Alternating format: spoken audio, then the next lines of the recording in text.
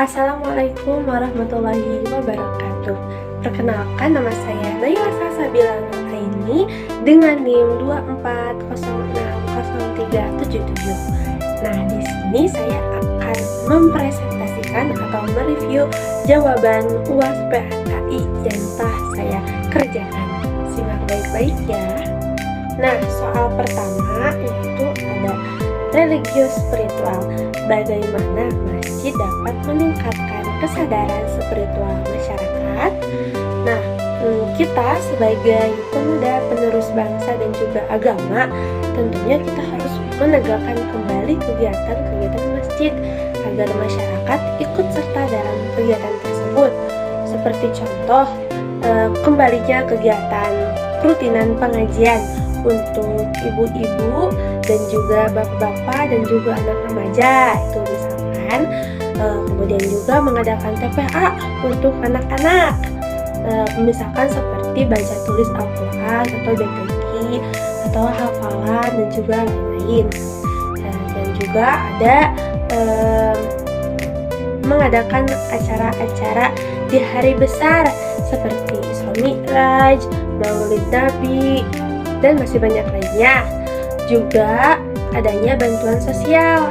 Nah, hal ini akan meningkatkan kesadaran masyarakat dalam hal religius spiritual. Yang kedua, sehat rohani dan juga jasmani. Kira-kira program apa yang bisa dilakukan untuk mendukung kesehatan jasmani dan rohani jamaah? Nah, agar jasmani dan rohani masyarakat terus terjaga dan terpenuhi, sebagai penerus masjid, kita harus melakukan program-program seperti berbagi makanan sehat, adanya layanan kesehatan, posyandu untuk anak-anak, olahraga bersama, dan juga mengadakan seminar kesehatan supaya masyarakat mengetahui mana makanan yang baik dikonsumsi dan juga tidak. Yang ketiga, cerdas, emosional, intelektual, dan spiritual.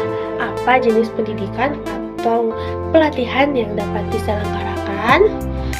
Nah, supaya para anak-anak dan remaja memiliki akal yang cerdas dan juga dapat berpikir kritis, maka dari itu masjid dapat mengadakan pengajian rutin seperti tadi, seperti mengajarkan Al-Quran dan tafsirnya, mengenal sejarah-sejarah para nabi yang terdahulu, menerapkan nilai-nilai fikih dan juga tauhid atau akidah akhlak di setiap sore atau malam hari untuk anak remaja dan juga anak-anak, agar mereka dapat membentuk jati diri mereka dari kecil, supaya tidak terbawa arus yang jelek atau pergaulan yang tidak baik gitu.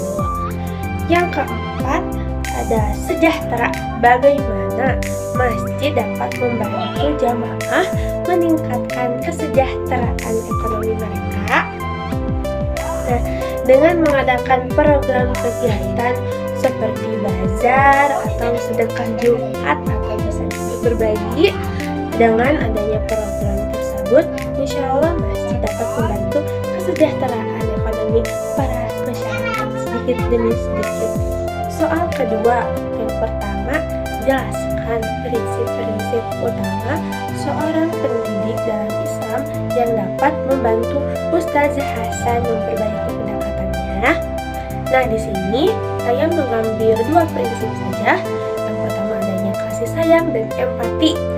Nah, seperti dalam Al-Quran, Allah Subhanahu wa Ta'ala berfirman bahwa Nabi Muhammad SAW adalah rahmat bagi seluruh alam. Quran Surat Al-Anbiya ayat 107. Nah, pendidik harus meneladani sifat Nabi dengan menciptakan lingkungan yang hangat dan juga mendukung. Yang kedua, pembentukan akhlak yang mulia.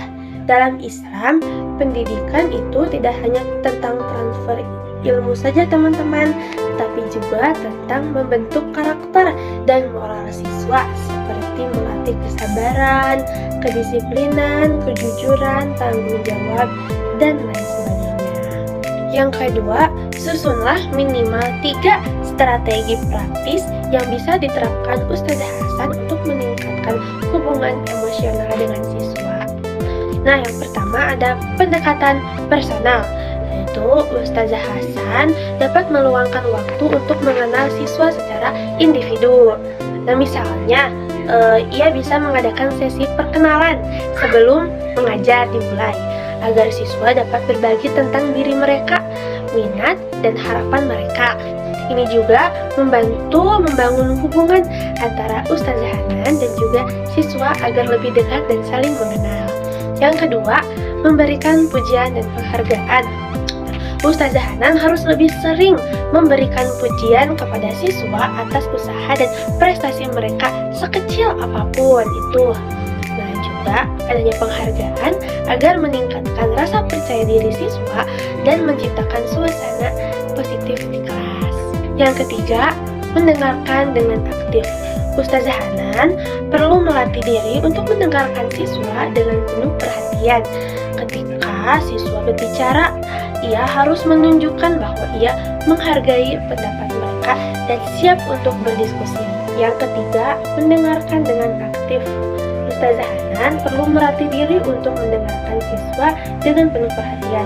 Seperti contoh, ketika siswa berbicara, ia harus menunjukkan bahwa ia menghargai pendapat mereka dan siap untuk berdiskusi. Yang kedua, kegiatan role play. Nah, ke dalam kegiatan ini, siswa berperan aktif dalam situasi yang berkaitan dengan nilai-nilai Islam, seperti toleransi, kejujuran, dan saling menghormati. Yang ketiga, ada proyek sosial. Ustazah Hasan dapat mengajak siswa untuk terlibat dalam proyek sosial, seperti membantu masyarakat yang membutuhkan atau melakukan kegiatan lingkungan. Nah, hal ini tidak hanya untuk mengajarkan nilai-nilai Islami saja, tetapi juga untuk membangun rasa empati dan tanggung jawab sosial mereka. Soal ketiga atau soal yang terakhir yaitu apa yang Anda pahami tentang Islam yang rahmatan lil alamin, syariah, dan juga pernikahan dalam Islam. Nah, yang pertama, Islam yang rahmatan lil alamin. Nah, Islam yang rahmatan lil alamin itu adalah Islam yang kehadirannya di tengah kehidupan masyarakat, yang mampu mewujudkan kedamaian dengan kasih sayang bagi manusia maupun alam semesta, atau memperbaiki diri antara hubungan manusia dengan Allah, manusia dengan manusia, manusia dengan hewan, dan Tuhan atau semua makhluk hidup. Seperti firman Allah kepada Nabi, dan tiadalah kami mengutus kamu Muhammad melainkan untuk menjadi rahmat bagi semesta alam. Quran Surat Al-Anbiya ayat 107. Nah, ada beberapa contoh sikap yang mencerminkan Islam rahmatan lil alamin. Pertama, memiliki pengetahuan yang luas, menjaga sopan santun dalam berucap dan bertindak, menjaga hubungan baik antar sesama manusia, peduli dan menolong sesama, menjaga lingkungan hidup. Yang kedua, ekonomi syariah. Ekonomi syariah adalah sistem ekonomi yang berlandaskan pada prinsip-prinsip syariat Islam yang mengatur transaksi jual beli dan kegiatan ekonomi agar sesuai dengan ajaran Islam, seperti larangan riba, keadilan dan etika bisnis, dan juga kesejahteraan sosial. Yang terakhir ada pernikahan dalam Islam.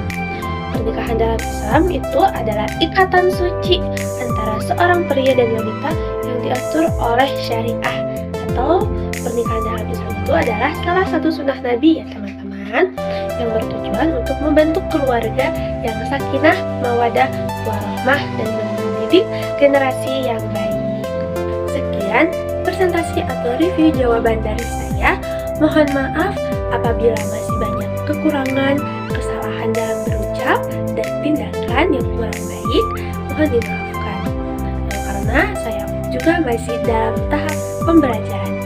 Wabillahi taufiq wal hidayah. Assalamualaikum warahmatullahi wabarakatuh. Terima kasih teman-teman sudah menyimak. Dadah.